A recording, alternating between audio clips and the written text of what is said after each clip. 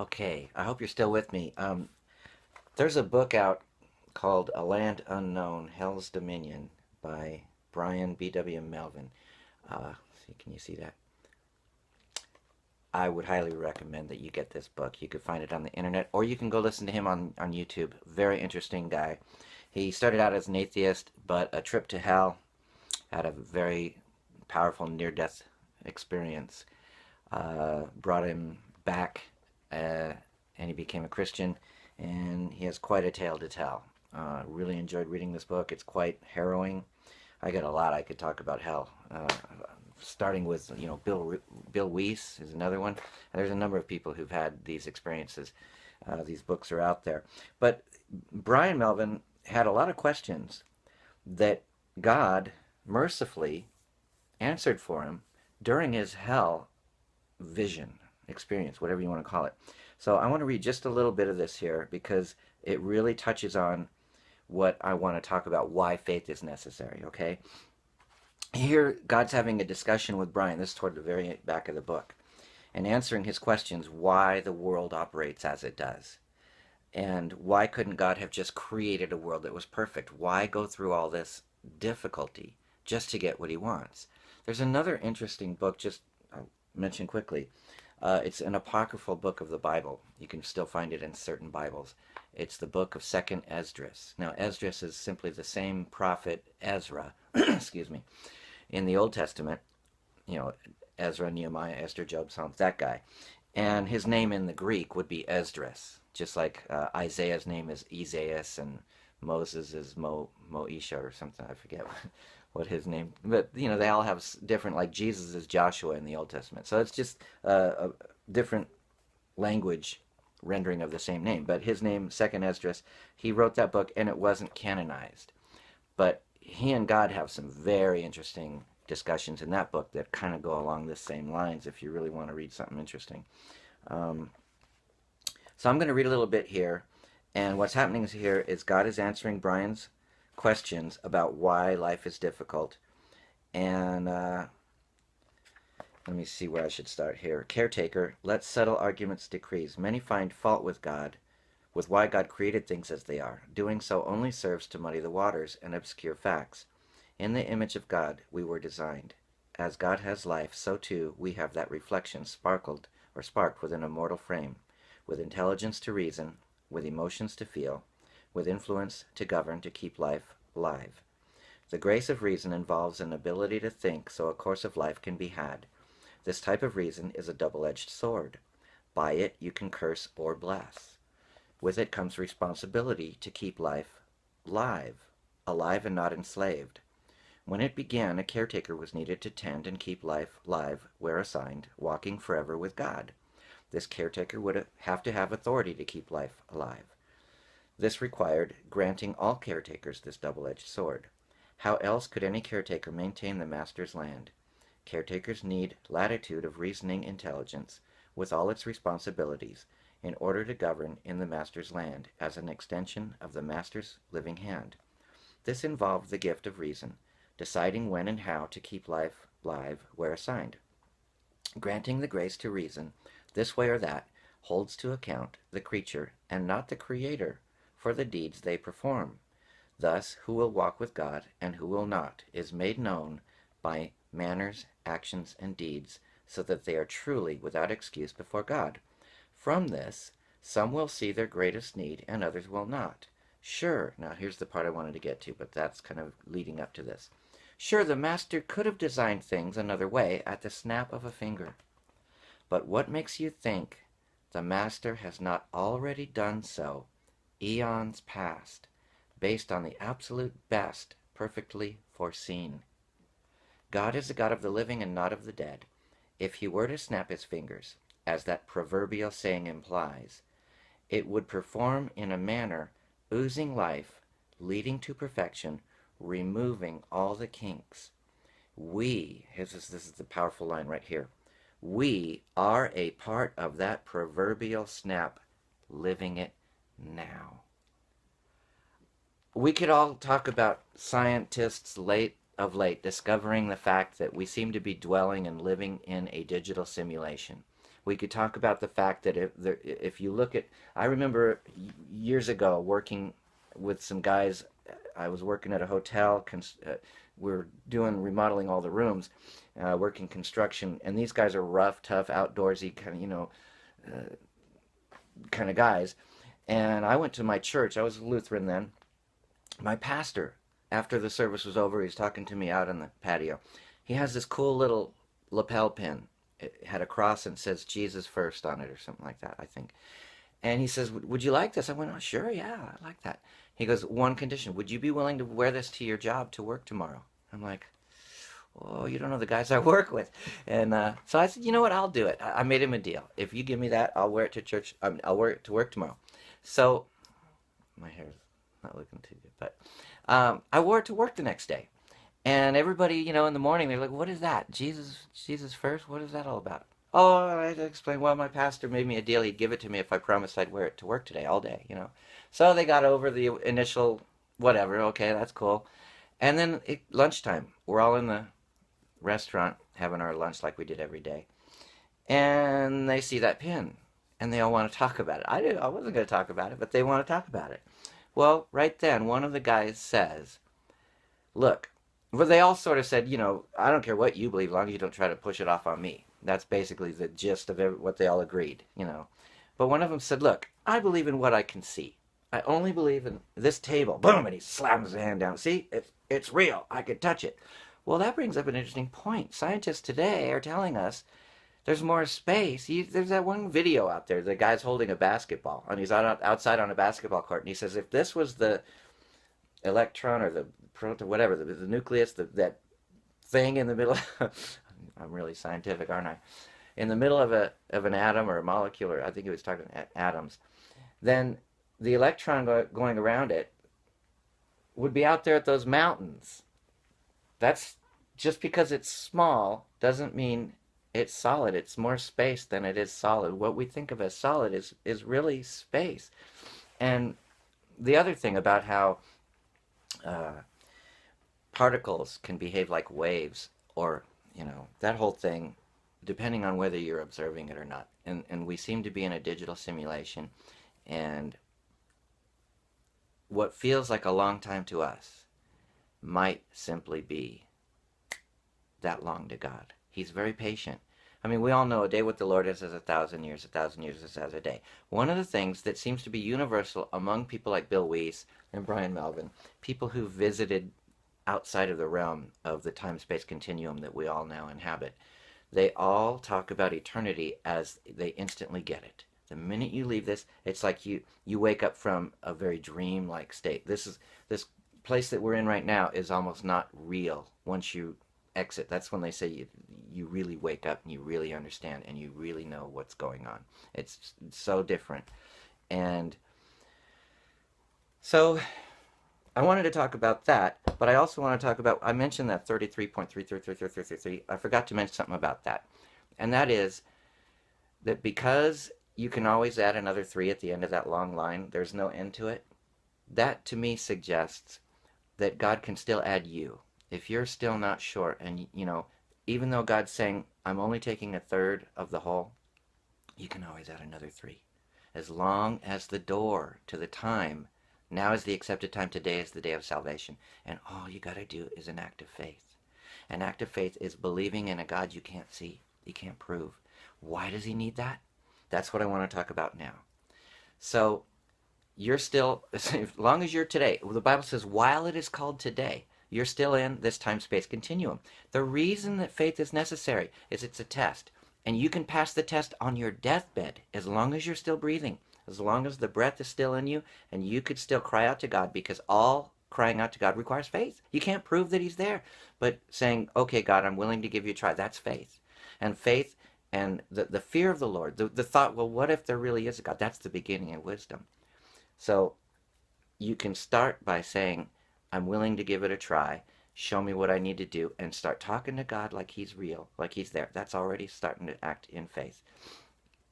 Okay, but the thing that is important to understand is that once you leave this time-space continuum, faith is no longer possible in the way that it is now.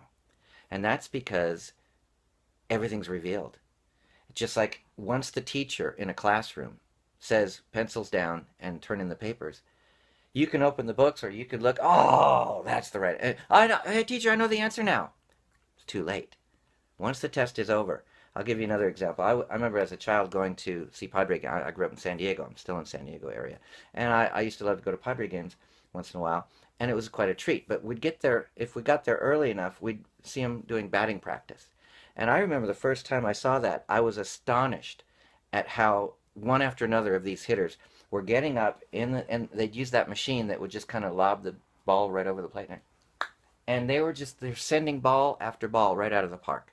And there'd be kids up there with gloves on, catching these balls that would leave the playing field. And some of them would land in, and there'd be a guy down there to catch those. But I couldn't believe how effortless it looked to hit the balls out of the park. And you know what? Nobody was cheering. Nobody acted like that was a big deal. You know why? Because it wasn't during the contest. What makes people, and nobody shows up at a ballpark to watch a guy do that, a guy after guy. You know, that's not why people come to baseball games, because they say, well, watch this guy, he can hit it out of the park. No.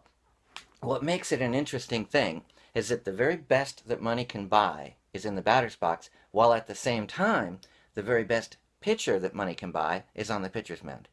And that's what makes it interesting, plus all the other dynamics that go into it, you know, whether he can get on base safely or not. And if you add more people on bases while he's swinging, the stakes go up. And as you go later innings into the game, depending on the score, the stakes get even higher. And then when you add to that the standings, as you get closer to the pennant race, the stakes continue to get higher. Now, you let the best pitcher face the best hitter. People pay money to see that. And it's only during the game. And nobody comes back and says, well, after the game's over and the score's been officially registered, you don't say, I really think I could get that hit now. Come back. It's too late.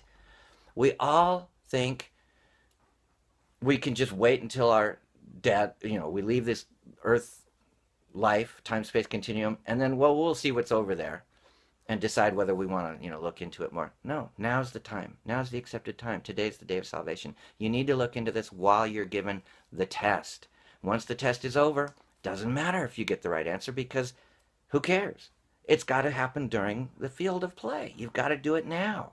Look into it now. So that's what let's now talk about what specifically constitutes faith. What is God looking for? And the first example I want to give is in the Bible when Jesus was at a wedding.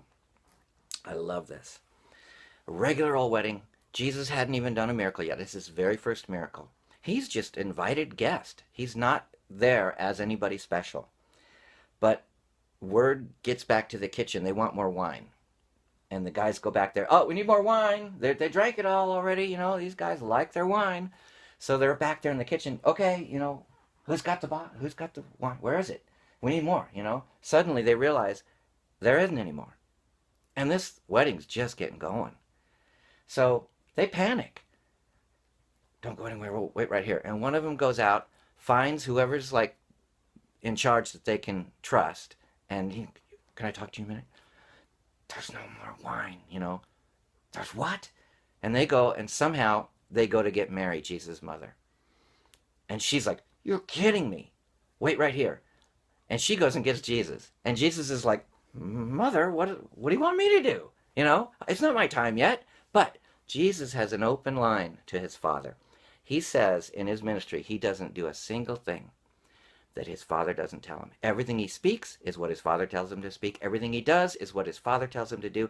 And he says that's what he sends us out in this world to do, the exact same thing. As he was sent by his Father, he sends us to be his ambassadors, to do whatever he tells us to do through the Holy Spirit.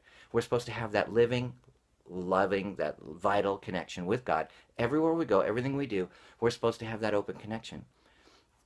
I could talk all day about how to get that. But right now, I just assume you have that, or if not, we'll work on that, okay? But you got to hear his voice and be a doer of the word, not only. And so Jesus heard God. He heard the Father. He started out saying, what does this have to do with me? I can't help you. You know, I'm just a guest here, and it's not my time. He must have heard his Father say, guess what? It's your time. Because he's going to do his first miracle. So he's like, oh, well, maybe it is my time. Okay, let's go see what's wrong. So they bring him probably to the kitchen or, you know, wherever these guys, and they're having their little freak out moment. we're all out of wine, we're all out of wine. And they say, well, here's Mary, and well, here's my son. And they, oh, good, this guy must know know somebody with a vineyard or some barrels of wine somewhere. Okay, what do we do now? And Mary says, do whatever he tells you. Best advice ever given among anybody. And Jesus is hearing from his Father, and he says, okay, here's what we're going to do. See those big jars? Now, they had these big stone jars that were lined up there, probably empty. And he said, fill them all up to the brim with water. And I could just see the look on these guys' faces. This is their job. They're the caterers at a wedding, and they must have been looking at him going, okay, excuse me, I'm not sure you understand. Water we got. There's water on all the tables. These people want wine. We don't need what we need. We need wine. Can you get us some wine? Something about Jesus. There's something that happens. Now, this I mentioned in my previous video, that faith comes by hearing, and hearing by the word. Jesus is the word. And he has a way of speaking that when he says something, no matter how absurd it sounds, and let me tell you, it sometimes is hard to believe when he tells you to do something, because it goes against everything you naturally think is right a lot of times. And you could just make a list of why that's not going to work, Lord. I know this situation, believe me. Okay, like when he told the disciples, hey, you guys catch anything? Nope, we fished all night. Oh, you're fishing on the wrong side of the boat. Yeah, look at this carpenter's son. He's going to tell us how to fish. These guys were lifetime fishermen from probably generations back. And this guy's going to tell us how to fish. Well, that's just how it works. When Jesus tells you to do something, there's something about, he's your creator. And when you hear him tell you to do something, all your buzzers and bells go off. That's not how it works. You don't get it. You don't serve water when they want wine, okay? But for some reason, these guys said, what else are we going to do? What do we got to lose? Let's just do that much at least. We could do that. It doesn't cost anything. We'll just, okay, wait right here. Boom. They go fill up these jars with water. Nothing, no problem yet. Now, he says, draw some out. Jesus never touched it. He never got near it. He just tells them. They did it all, and that's how it works. They had to go do it. And he says, now draw some out and take it to the guy who hired you, the guy in charge, the guy who's wedding your catering, whoever, has the power to fire you. Take some out and take it to him. I ain't doing that. I need this job. You do it. Anybody else know anybody who got some wine somewhere around here? I mean, that's going to cost them something. That's how faith works. Every act of faith, everything God's going to ask you to do is going to put you in that position right there that they found themselves in. We've heard that story I grew up going to church. I remember the little flannel. Some of us have grown up hearing stories like that our whole lives, and so you could just read it and you forget what it must have been like for those guys living that moment. Especially those guys. They hadn't heard of Jesus doing miracles yet. This was his first one. So when he says, fill those jars with water, now draw some out and take it to the guy that wants wine. Oh, good, finally. What took you so long? Bring that wine here. I want some more wine. And they filled whatever with this water and brought it to the guy. And that took faith. That took guts, because they were willing at that moment. They're probably looking at you, take it. No, I'm taking it. I need this job. I'm not getting fired. I don't know who this guy is. Why would we take water to him? Oh, it's a big joke. But they took it to him. And in that act, faith is the transubstantiating of things hoped for. They knew that was water. And not only did the water they took turn to wine, the water in those jars also turned to wine. And they're handing it out. And the guy said something amazing. He says, most people serve the best wine they can afford at the beginning of the wedding, when people are, oh, wow, that's good wine. After they've drunk their fill, you know what the literal is? After they're good and tipsy, when they don't care anymore. Hey, give me some more of that wine. That was some good stuff. Well, now you bring out, the good stuff's all gone. Bring out the cheap stuff. They don't care anymore. They're spilling it all over themselves anyway. After they're good and drunk, then you bring out the cheap stuff. Well, this guy marveled. They hadn't even gotten to that point yet. But the good stuff was all gone. And he says, What'd you do that? You kept the best good stuff, the really good stuff, till the last. Jesus doesn't gonna make water into crummy wine. And that's another thing you need to know. When you trust him with your life, he makes really good wine out of it. In fact, the Bible says he gives beauty for ashes, but you have to give him your ashes. Let's take another example. I mentioned fishing a minute ago. There was an incident that happened where Peter and the disciples were at this house. I'm not sure what house it was. But a group of people came to collect a tax from them.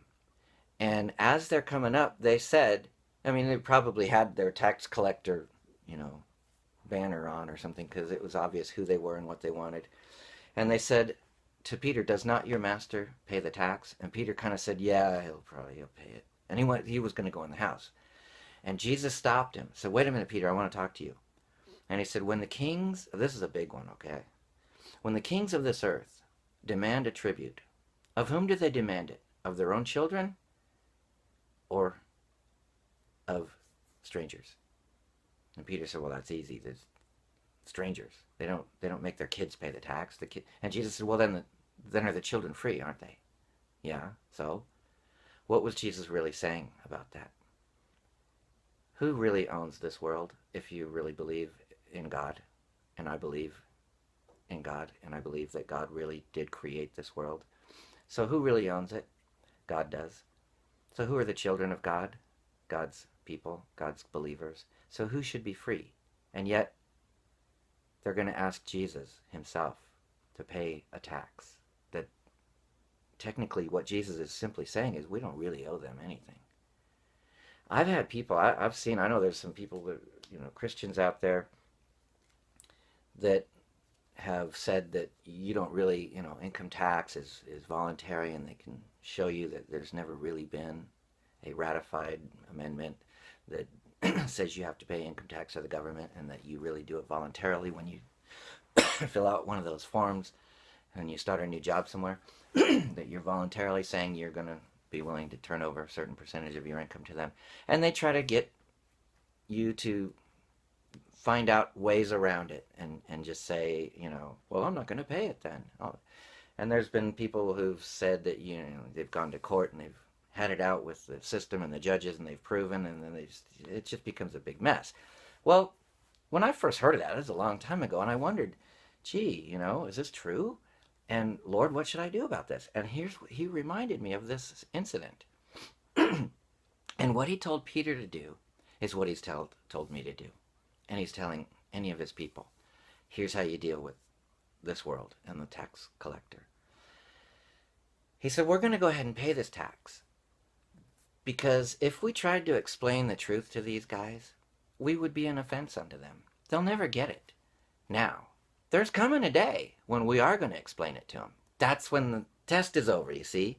Pencils down, no more batting practice, no more ball game, whatever. It's over, and whoever wins, wins. And it goes into the record books for all eternity and can't be changed. What you do now matters. So whatever side of that equation you're on, there's people who think that they've got it made today. But Jesus didn't try to explain it to them at that point. And you could use theologically, there's that scripture that says, a bruised reed will he not break, and smoking flax will he not quench until. The until is when he comes in judgment. Then he's gonna quench the smoking flax. He's gonna break the bruised reed. He's gonna finish it off. Going to make a clean end. And that's when the meek will inherit the earth. Can't inherit something until whoever's got it is no longer possessing it, because they're dead. So the only way the meek can inherit the earth is if whoever's holding onto it now is removed. And that's what's about to happen. But in the meantime, how do you handle tax collectors? Well, you go ahead and pay them whatever they say you owe, but you don't pay it out of the treasury that was in the house. Because then that would feel like they won. So we're going to go ahead and pay them, Jesus said. Peter, we're going to go, yeah, you're right. The real owner of the world is God, and his children are free. They don't really owe this. But we would never be able to convince them of that. So we're going to give them their tax money a really cool way. What I want you to do, Peter, don't go in the house and get the money. You could do that, but that doesn't take faith. See, there's no faith involved in that. Anybody could just go get the money and give it to him. What Peter was told to do by Jesus took a gob of faith to do. He said, I want you to go down and bring a fishing pole and a hook with you and cast a hook in wherever the sea was. And the first fish that you bring up is going to have some money in its mouth. Right. This I got to see. I could just see those tax guys looking at each other going, okay, this I got to see. You know, if he could do that, he's better than some of the guys on TV today.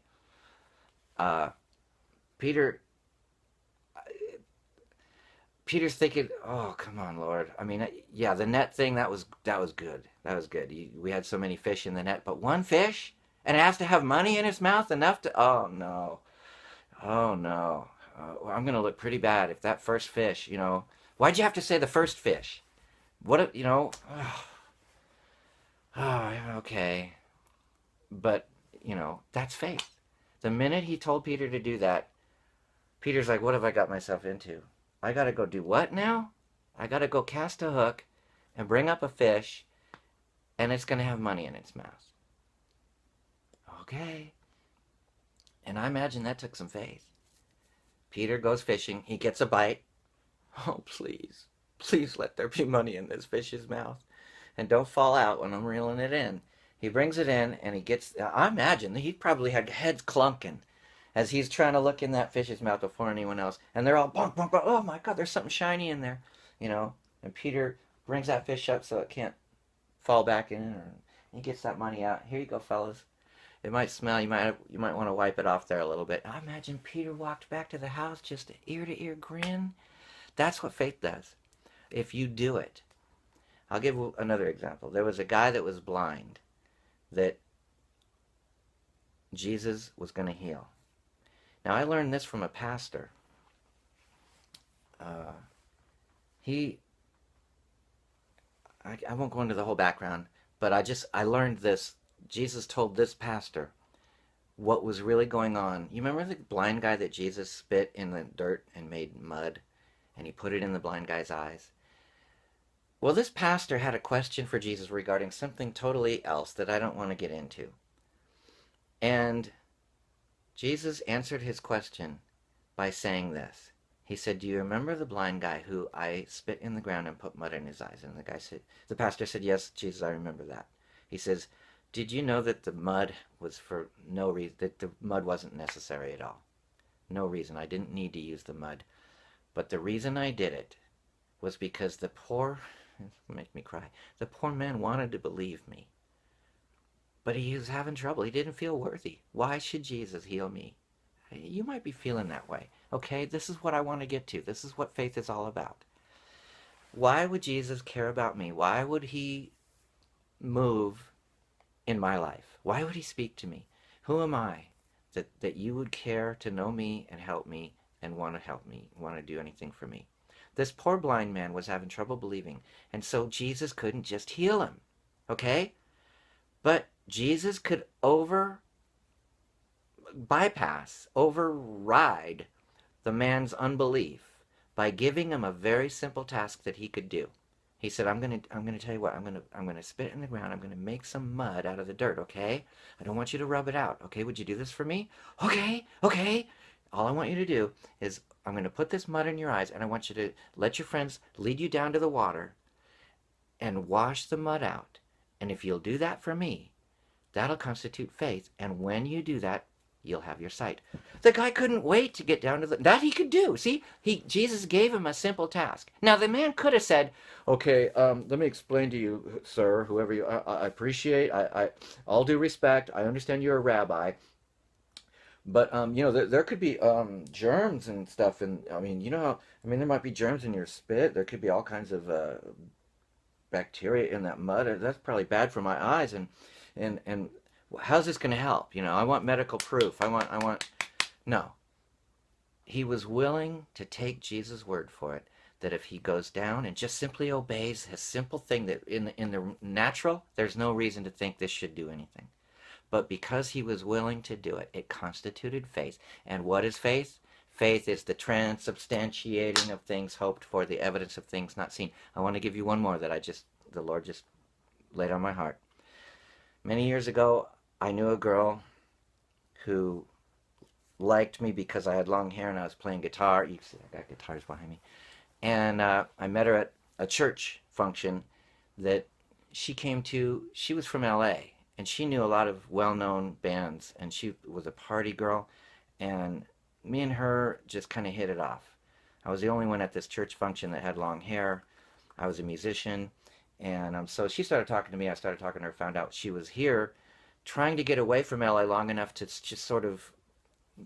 Okay, so this girl was a partier. Anyway, we became kind of quick friends, and I was witnessing to her one time, and I was sharing with her how Jesus is very forgiving.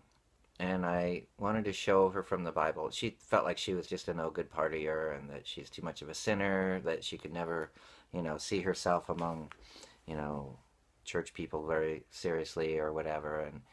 And so I just looked for something out of the Bible I could share with her, and I found the story of Jesus and the woman caught in adultery that everybody wanted to stone her, and Jesus said, "Whoever is without sin among you, let him first cast a stone at her," and everybody laughed.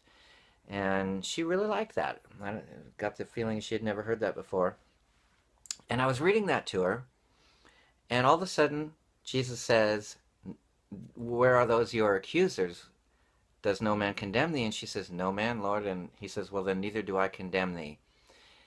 And I wasn't able to stop myself before I read, "Go and sin no more." And she said, "Oh, see, right there. What chance do I have? Go and sin no more." Yeah, right. So he said, it sounded like Jesus was saying, "I'll forgive you this time, but you better straighten up from now on."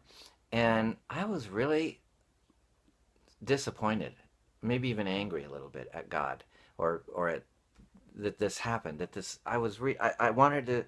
I wished I had stopped myself before I read that last part, because she said, "See, I'm a sinner. There's no hope for me," and I was like, "That's not what it means. Oh, I don't know why, but I know that's not what it means. I don't know how it could mean anything else, but somehow I knew that wasn't what it meant, and yet I didn't. I didn't know how to tell her. So I closed the book and said, "Okay, well, that's the end of the lesson for today," and I went back to my job. This is a long time ago. I'm working on a ranch, and I had a lot of time to talk to God. So I'm doing my work, and I told God I was a little disappointed in the way that worked out, and I wanted to know, why did you say that? Why would you tell a woman, "I'll forgive you now, neither do I condemn you, but go and sin no more"? I didn't understand that, and I knew there had to be some explanation other than what I thought it meant. And he told me, he said, "Do you remember when I healed a blind person, or a lame person, or a deaf person, or, whatever, leper, or anybody?" He said, for example, let's take a lame man. Let's say there's a man there, he's lame. What did I say to him? I said to him, "Man, rise, take up your bed, and walk," right? I said, "Yeah." I mean, he's telling me this. And he says, "And if I said to a blind man, receive your sight," right? Yeah. "Deaf man, receive your hearing," right? Yeah. In all these examples, was I expecting the person to just start doing what I told them to do on their own? Or was I giving them a gift that they themselves didn't already possess, that they couldn't do anything about, but I was simply, as I'm speaking it, I'm giving it to them? I said, "Well, obviously, yeah, you wouldn't say, 'Hey, blind man, why don't you look where you're going?' That wouldn't help anything. But if you say, 'Receive your sight,' and you give him his sight, you change his blind eyes into seeing eyes, and deaf ears into hearing ears, and a lame man's lameness into healing, where he can rise, take up. And if you just say, 'Hey, why don't you get up and take that bed? It's clogging the sidewalk, Why don't you get up and take that bed and walk? You're just lazy.' No, it's different when you say it with power. When you give the person the power to do what you're saying, it's not the same as just saying, 'Hey, lame man, why don't you get up and walk,' right? You understand what I'm saying? So Jesus was explaining this to me, and he said, "So what made you think that it was any different when I said to a sinner woman, 'Go and sin no more,' that I was expecting her to do it in her own power? Nuh-uh. I was giving her a gift as real as a blind man giving him the sight, or a lame man the ability to rise, take up in his bed and walk, or a deaf man to hear, or a leper to be cleansed. I was saying, from this moment on, sin will no longer be in your life. Sin will no longer be your master. Sin will no longer dictate your life. You will go and sin no more because you're born again. I'm making you new. If any man be in Christ, he's a new creation. Old things are passed away and all things are become new. Take it to the bank. I'm giving that to you as a gift. When you get born again, the spirit that is in you is a brand new creation and cannot sin. That's all in John, 3 John. That part of you that is born of Christ. Now, if any man have not the Spirit of Christ, he has none of his. But if you're born again of the Spirit of Christ, you've got a brand new spirit. Old things are passed away. All things are become new. And there is no more sin in that created being because God can't look on sin. So he put it all on Jesus. Jesus bore it on the cross. He endured it, paid the last amount necessary to buy up every single person that would ever be born. The only question now is, do you want it? Do you want it? And I had a question about that once. I wanted to know, how could Jesus die for my sins? I wasn't even alive yet to have committed them. So he answered me that, and he used a baseball analogy again. We're back to baseball. He said, think of it like a pinch hitter in a baseball game. Jesus, everybody who ever gets up strikes out, and God demands a home run. So all of mankind can't face the law. We're completely helpless. That's what the whole Sermon on the Mount was about. Jesus was putting the law back to the position it originally belonged in, because the lawyers and the Pharisees and the Sadducees had taken the law and reworked it and thought they were keeping it because they had put it down. They just lowered the standard to one that they thought they could keep. So Jesus said, no, you've heard it said unto you, don't commit adultery, but I say unto you, if you just look at a woman and lust in your heart, well, who hasn't? Then you've already committed adultery as far as God's concerned. If you've heard it said, don't kill, don't murder, but if you hate somebody without a cause, it's to God that's the same as if you murdered him. So who's able to say they've never done any of those things that Jesus said don't do, and that, the Sermon on the Mount was never intended by God to be lived by man. Nobody could do it but Jesus. But then he died for all of us. So he was simply restoring the purpose of the law back to its original spot. Once you've seen that you can't be good enough by the law has done its finished work. That's all what Paul said. The law was our schoolmaster to bring us to Jesus. And once you've come to Jesus and you're born again of his Spirit, now you're in communion with God and he speaks to your spirit. He said, my sheep hear my voice, and I know them and they follow me. I give to them eternal life, and they shall never perish, and no one can snatch them out of my hand. So his sheep hear his voice. Once you're born again, and you're born of the Spirit of Christ, you should be hearing his voice. In fact, you are hearing his voice. You may just don't know it, and it's something you have to listen for. The still small voice of God, he's always talking to his people. And it's great to learn how to hear his voice. And as you hear him, he will instruct you to do something about anything you bring up to him. And it will be something that you can do that will cause you to have faith. And when you do the faith, you know what happens? I already mentioned faith changes the substance of things hoped for, but it also adds something to your life, and it's called virtue. Peter describes that in 2 Peter chapter 1. He gives you a whole list of things that he says God will do for you, and is doing for you, and has done for you. Great, precious promises, exceeding great and precious promises, that by these you might be partakers of the divine nature, having escaped the corruption that is in the world through lust. And beside this, giving all diligence, add to your faith virtue, and to virtue knowledge, and to knowledge self-control, and to self-control endurance, and to endurance godliness, and to godliness brotherly kindness, and to brotherly kindness love. If these things be in you and abound, they make you that you should neither be barren nor unfruitful in the knowledge of him. And then he talks about, but those who lack these things are blind and cannot see afar off, and forgot that they were purged from their old sins. So When he says add to your faith virtue, and James talks about faith that is without works is dead. In other words, faith that doesn't act on it dies. And Jesus said, whoever has, more will be given. And I mentioned a little bit earlier that faith is always a gift of God. It's not by works, lest any man should boast. That famous scripture that says, now by grace are ye saved through faith, and that not of yourselves. That's talking about the faith. The faith is not of yourself. The faith, is a gift of God, not of works, lest any man should boast. And there's another scripture that says, now God deals to every man the measure of faith. So anything God asks you to do, as he asks you to do it, he also gives you the faith to do it. But it's still up to you whether you want to use the faith or not use the faith. But here's what happens when you use the faith.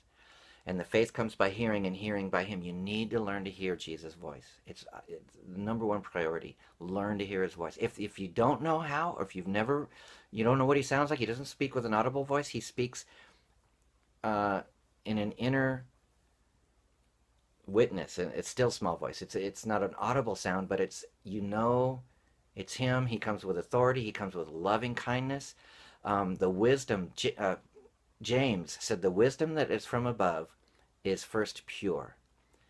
It is gentle. It is easy to be entreated. He always comes gentle. He's a wonderful friend. He's a friend that sticks closer than a brother. And he speaks to you with kindness. He's never condemning. He's understanding. But he's a wonderful counselor. He'll answer any question you have. He'll help you. He'll counsel you. But when he does, I want to share the example of how faith adds to itself virtue. Add to your faith virtue. Remember the little lady who had the issue of blood, something like 12 years, had this condition where she couldn't stop, like I guess it was a menstrual flow or something that it was a real problem.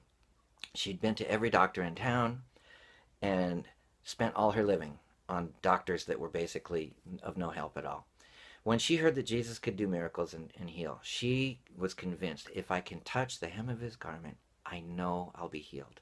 That's faith, okay? But she didn't get healed by having that faith. It didn't do anything. Faith is like a battery. Until you hook it up and complete the circuit, it doesn't do anything. The potential is there. It's certainly. Jesus gave the example of he had a rich man who was going to go on a far journey, and he gives to each of his servants certain amounts of money, different amounts of money, and says, invest while I'm away.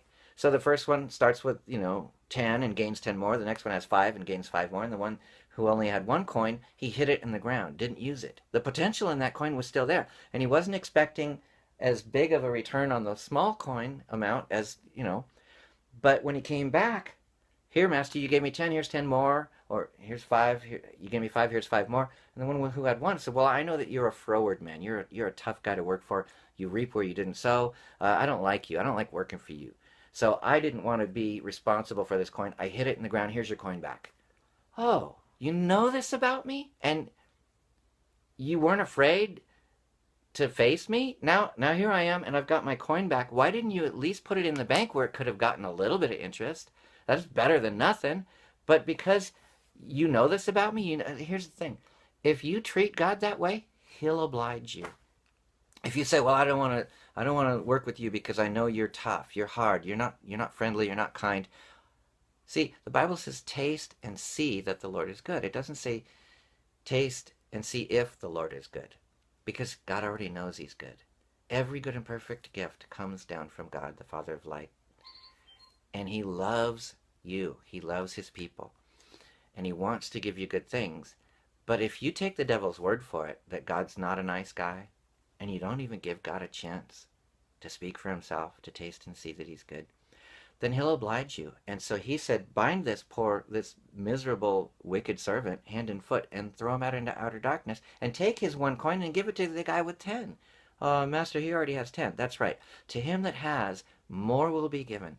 To him that has not, even what he has will be taken away from you. So if you don't use the faith you have, that God gifted to you, he'll take it away. It won't last forever. You've got to use it in a timely way. And watch what this little woman did. She said, I believe if I touch the hem of his garment, I'll be healed. But that required that she pushed through a very tough crowd. This place is packed wall to wall with people. And she's like, excuse me, excuse me, excuse me. I've got to get through. I've got to get through. I've got to get through. I got to touch the hem of his garment. She finally, tenaciously gets through that crowd. And she touches the hem of Jesus' garment. All of a sudden, Jesus stops. Who touched me? His disciples are like, what are you talking about? Everybody's touching you. They're jostling you on every side. What is this? Who touched me? No, no, no. I felt virtue go out of me. Somebody touched me by faith. Somebody had a faith touch that caused virtue to be added to their faith, and she knew instantly she was healed. And the reason Jesus wanted to stop and say, who did that? Was because he wanted to assure her. She was terrified. She thought, uh-oh, I took someone's healing I wasn't entitled to. Maybe I did something wrong. She knew she was healed right away. She felt it. And she thought she was in trouble. That's so sad. There's so many people that think, taste and see, God's going to get you. I was that guy. For years, even growing up, going to Sunday school. I was afraid. I kept God at arm's length. I was afraid that he was too good for me. He was too wonderful. I didn't deserve to be in his presence. And so I would go in his presence for a while, and then I would leave. And he was sad. He was, why do you do that?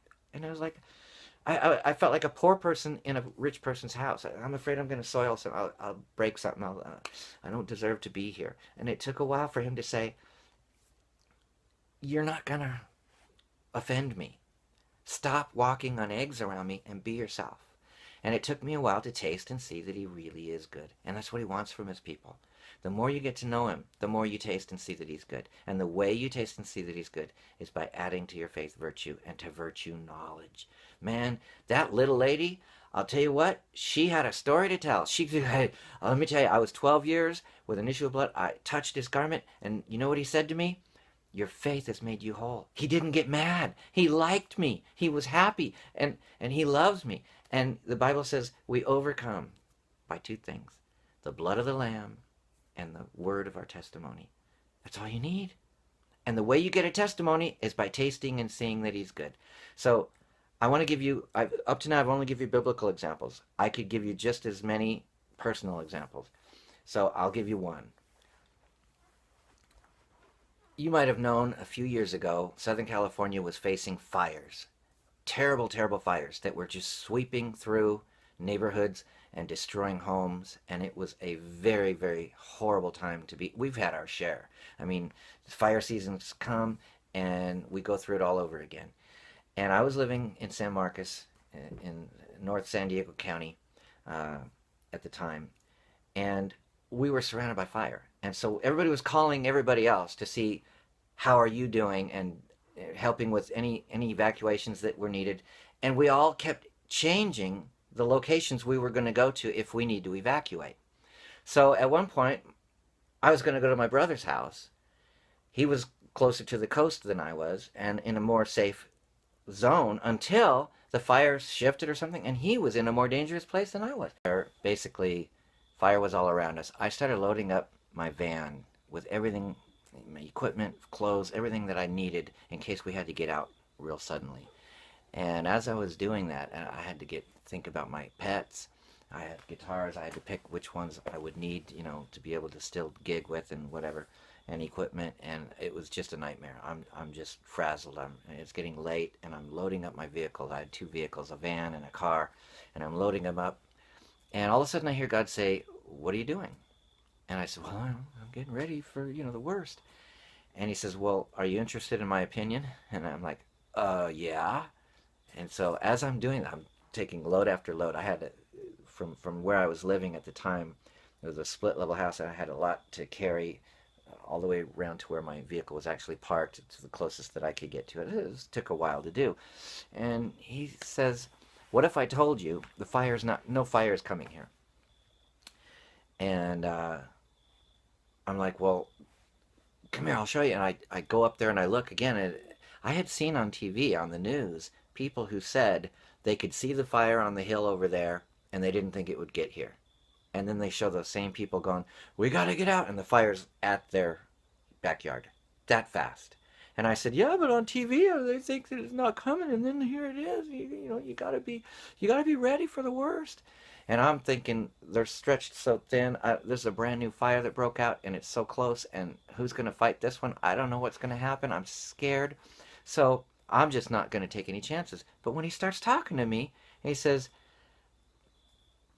have I ever lied to you? I'm telling you, the fire's not coming here. You don't have to do this. You don't have to. And I'm still going, well, okay, now at this point, that him talking to me is giving me faith.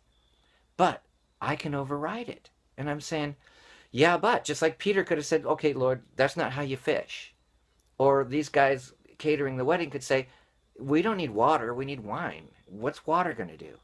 And why are you putting mud in my eyes?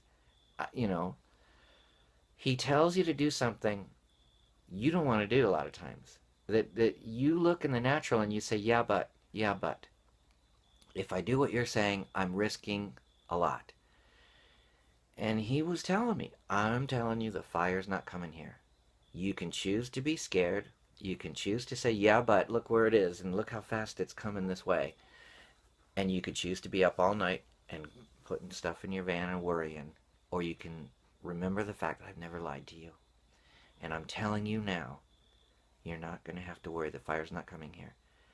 And so, I mean, I was praying, of course. He basically was saying, I'm answering your prayer. I'm not going to let the fire, you're going to be in a safe place. So I realized I had to work through it. And that's what faith does. Faith is taking what God said and using it and putting it to work, adding to your faith virtue. You know how I added to my faith virtue right then? I said, okay, Lord, so what you're telling me, you're absolutely telling me I don't need to do an evacuate. I don't need to worry about loading up my van and my car, and any of that. And he said, that's right. Why don't you go to, it's late, why don't you go to bed and get some rest? And I said, so do you want me to unload? He said, no, don't worry about that. It took you a while to load this. Now, I don't know why he didn't tell me sooner. Maybe he did. Maybe he was telling me and I didn't hear him. But at the time he finally got through, I had loaded up practically everything. I was barely squeezed one more thing in, you know, somewhere.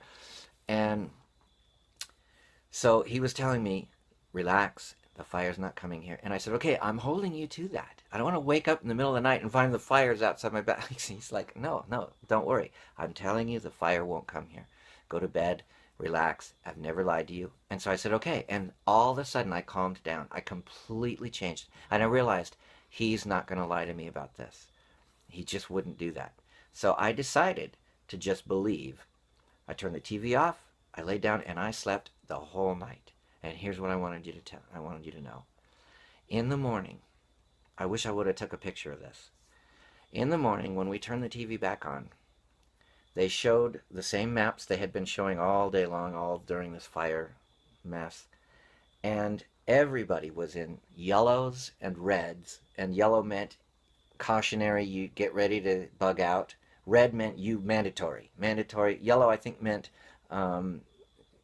voluntary evacuation. And red was mandatory evacuation. Well, most of the map of my area, the whole county and surrounding area, had yellows and reds everywhere. Guess what? There was one little tiny patch of green. You want to know, guess where it was? Right where my house is. The only green on the entire map was where I live. It was a little tiny spot of green. These people don't have to worry about anything. And I'm like, oh my God, I got chills. I said, boy, when you make a promise, you know, and that made my day. I took one of my dogs and put his leash on and we went for a walk and it felt like we were in a movie. The ash was falling, the whole sky was brown and strange, but I was walking on a cloud. I was so happy. And that's what faith does. So I wanted to share that with you. I hope this isn't too long. I hope you get something out of it. Message me if I've been an encouragement to you. I really think our faith is finally going to pay off in the biggest way. We are the generation that will not taste of death. We're going home real soon, and I'm excited. I love to watch the videos of others out there that are encouraging. The Philadelphia Rapture Ready, what do they call it, Rapture Centric. I just love watching your guys' videos. You encourage the heck out of me, and I hope I'm an encouragement to you too. God bless.